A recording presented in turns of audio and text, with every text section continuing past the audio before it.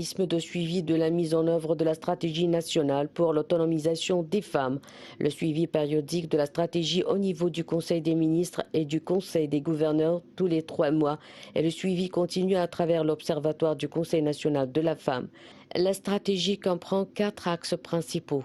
L'autonomisation politique pour renforcer les rôles de leadership des femmes, l'autonomisation économique, l'autonomisation et la protection sociale, en plus de changer les mentalités, la culture et le point de vue de la société sur les femmes.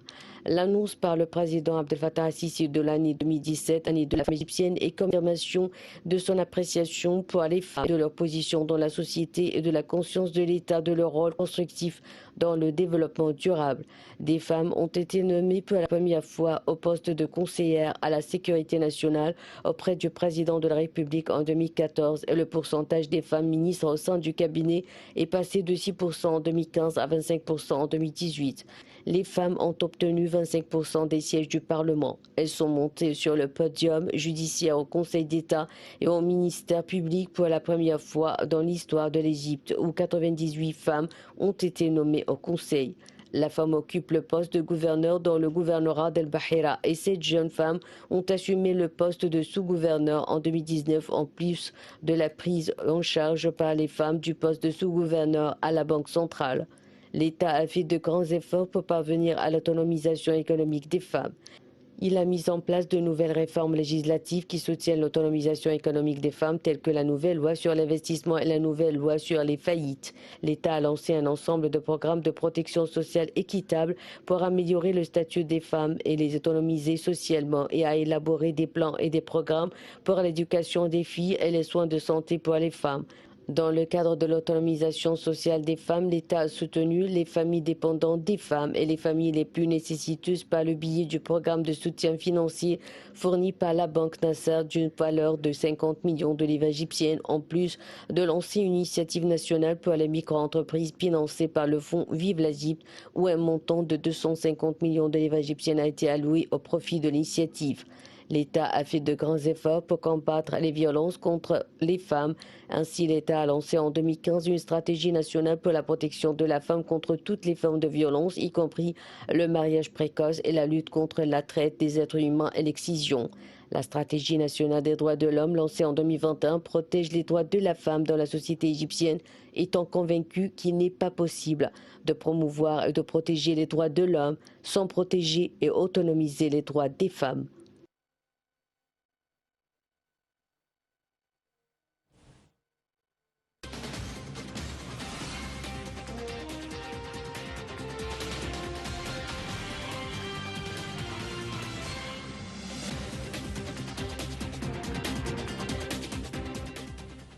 Et pour aborder ce sujet, c'est-à-dire on parle de la situation de la femme, mais aussi de la stratégie qui a été planifiée par l'État pour soutenir la femme et en même temps l'intérêt accordé par l'État à la santé de la femme. Nous avons le plaisir d'accueillir au bout du fil Madame Farida Choubeche. Vous êtes journaliste et députée au Parlement. Bonsoir.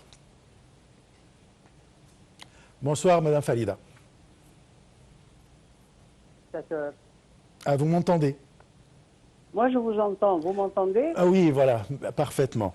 Comment allez-vous tout d'abord et bonne fête à l'occasion de la fête des mères. Bonne fête à vous et à toute l'Égypte. Alors, on parle de la situation de la femme depuis la prise des fonctions du président Abdel Fattah al-Sisi en 2014 jusqu'à maintenant. Est-ce que vous avez senti une amélioration de la situation de la femme en tant que femme? Évidemment. Évidemment. Et je sens que le président apprécie à fond le rôle de la femme pendant la révolution de 30 juin. 30 juin.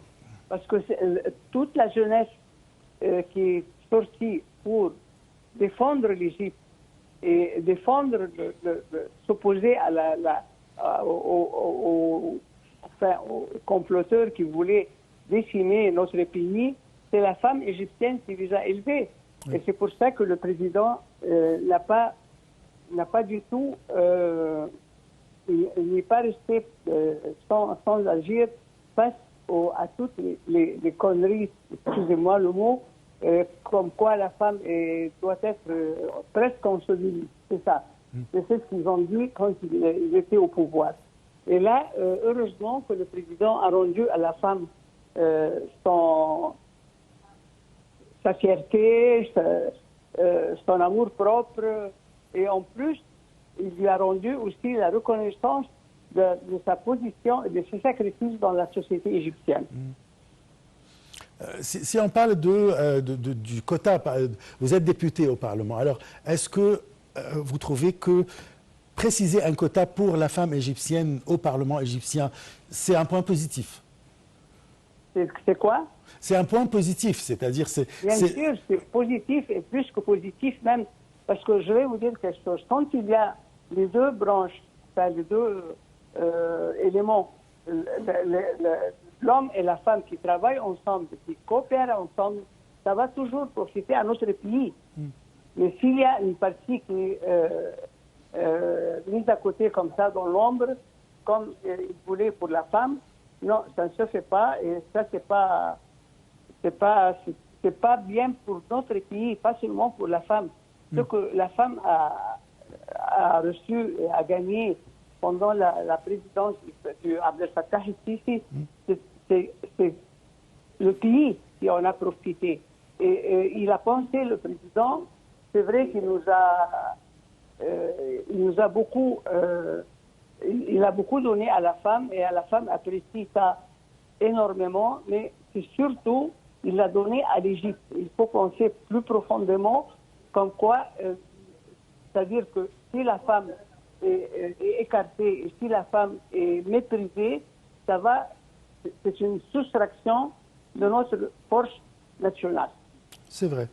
Là, il y a une stratégie planifiée par l'État concernant l'autonomisation de la femme. Alors, il y a plein de femmes, surtout dans les villages en Haute-Égypte, qui soutiennent, et même dans la capitale, qui soutiennent leur famille et subviennent à leurs besoins. Alors, comment l'État a fourni quand même des moyens pour réaliser l'autonomisation de la femme? Ça, c'était le devoir de l'État envers la femme, et la femme a reconnu et a apprécié tout ça. Et la femme, quand elle travaille, elle ne peut pas, c'est-à-dire elle garde sa fierté, son amour propre, au lieu d'aller demander de l'aide à des gens comme ça dans les rues, comme nous avons vu dans le temps. Maintenant, la femme est en train de travailler en sentant que son amour propre est bien conservé et qu'elle travaille pour elle et pour l'Égypte aussi. Et ça, c'est très important. C'est une évolution très importante depuis l'accès du président à la présidence de l'État. Je passe à une question très importante, c'est concernant l'intérêt de l'État à la santé de la femme. Bien sûr, parce que si elle est malade, elle va être un fardeau pour les siens. Mais si elle est bien soignée et il y a l'État qui s'intéresse à sa santé, c'est-à-dire qu'elle va participer beaucoup mieux et avec beaucoup d'énergie. Et aussi, elle va, au lieu d'être un fardeau pour les siens, elle va être une aide. Oui. Je passe à un autre sujet, c'est concernant les handicapés. Comment évaluez-vous l'intérêt ou bien le soutien de l'État aux handicapés? D'abord, c'est un geste très humain de la part de l'État, très, très humain. Mais il faut aussi, il y a un point qui est très intéressant, c'est que parmi les handicapés, il y a des gens qui sont des génies et qui peuvent ajouter à beaucoup d'inventions, de conseils, de points de vue positifs pour notre pays. Parce qu'ils sont handicapés peut-être je cite un exemple, par exemple, il a les pieds coupés ou pas bien, mais il a la tête toujours éveillée et toujours prête à donner. Et c'est ça qu'il faut, au lieu de les écarter et les jeter dans un coin comme ça tout seul, au contraire, ils participent dans la vie de notre pays et dans l'intérêt de notre pays. Et c'est bien pour eux et pour notre pays. Je profite de votre présence, Madame Farida Choubechi. Vous êtes journaliste, je rappelle. Alors, hier, il y a eu une réunion entre les ministres des Affaires étrangères français, égyptiens et jordaniens, et ils ont appelé à un cessez-le-feu immédiat à Gaza. Même le ministre français Stéphane Séjourné a déclaré que son gouvernement allait présenter dans les prochaines semaines une proposition de résolution au Conseil de sécurité de l'ONU qui mettrait en avant une solution politique au conflit israélo-palestinien. Comment évaluez-vous les efforts internationaux pour mettre fin à cette guerre et un cessez-le-feu à Gaza? Les efforts, surtout les efforts égyptiens qui ont commencé dès le premier jour, sont louables, ils sont très appréciés. Mais le problème, c'est que Israël, je dirais, méprise n'importe quelle décision internationale parce que les États-Unis l'encouragent.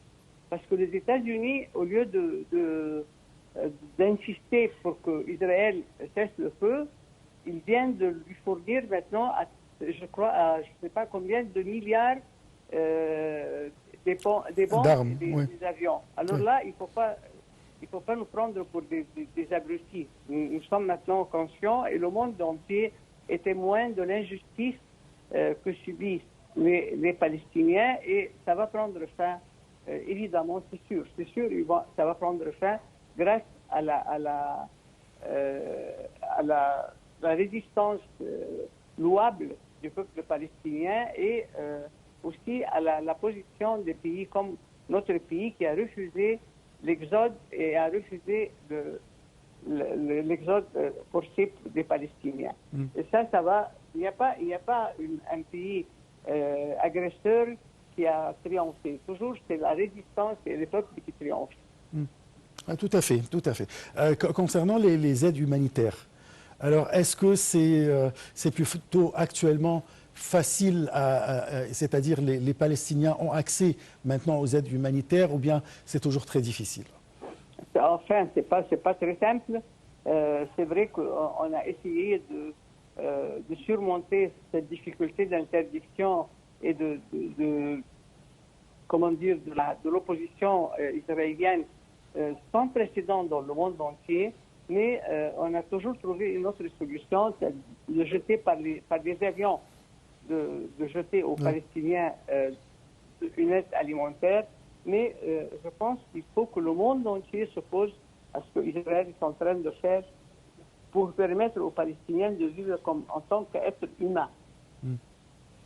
Dernièrement, on parlait quand même du soutien des États-Unis à Israël, et c'est très clair. Mais dernièrement, les États-Unis se sont abstenus à voter pour la résolution du Conseil de sécurité concernant un cessez-le-feu à Gaza. Est-ce que ça a des indices? Est-ce que les États-Unis commencent à changer leur politique envers Israël? Jamais. Ils n'ont jamais changé. Et moi, je vais vous dire quelque chose. S'ils veulent que Israël cesse de bombarder et de tuer des civils à Gaza, ils n'ont qu'à ne pas lui fournir de l'armement utilisé dans ce crime-là. Oui. C'est vrai. Très, très clair. Je vous remercie beaucoup, Madame Farida Choubechi. Je rappelle que vous êtes journaliste et députée au Parlement égyptien. On a parlé de 3 sujets très importants. Il s'agit premièrement de la femme, la situation de la femme depuis la prise des fonctions du président Abdel Fattah Sisi à partir de 2014. La situation de la femme a beaucoup changé. On peut dire qu'elle a complètement changé si on compare avec, bien sûr, l'époque avant ou bien la période de l'année avant son accès au pouvoir. Ou bien, je veux dire, avec les frères musulmans, bien sûr. On a parlé aussi de la situation des handicapés. Alors, aujourd'hui, comme je viens de dire, il y a le quota qui est appliqué, le quota du travail, qui est appliqué partout, dans toutes les sociétés, surtout les sociétés et de l'État où les sociétés privées quand même. Il y a beaucoup de facilités pour les handicapés actuellement. Il y a un soutien vraiment, même le président de la République lui-même organise des célébrations pour la journée des handicapés et voilà, beaucoup de facilités dans les rues, dans les moyens de transport, dans les lieux de travail, etc. On a parlé aussi de la femme, la situation de la femme, mais surtout, on a parlé de la santé de la femme, comment l'État a donné beaucoup d'intérêt à la santé avec des tests pour le cancer du sein, avec beaucoup c'est-à-dire l'initiative présidentielle concernant 100 millions de santé, c'est-à-dire les